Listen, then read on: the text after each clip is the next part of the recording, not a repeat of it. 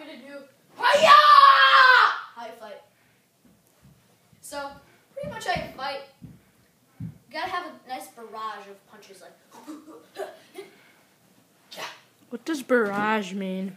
a bunch of flaming punches, like ha! Okay. Ha! So, I want to have a nice roundhouse kick too. So, what I'm gonna show you now is how to defeat the Bob. This is the Bobbert. So, if only I can move him. Yeah, that's a good movement. Alright, you might want to back up to the couch maybe. Okay. So, how you want to defeat the Bob? Well, let's pretend he's a robber. You punch him in the face. Ah! He'll try and attack you. You duck. Go behind him. This might seem a little gay, but go along with it. You have to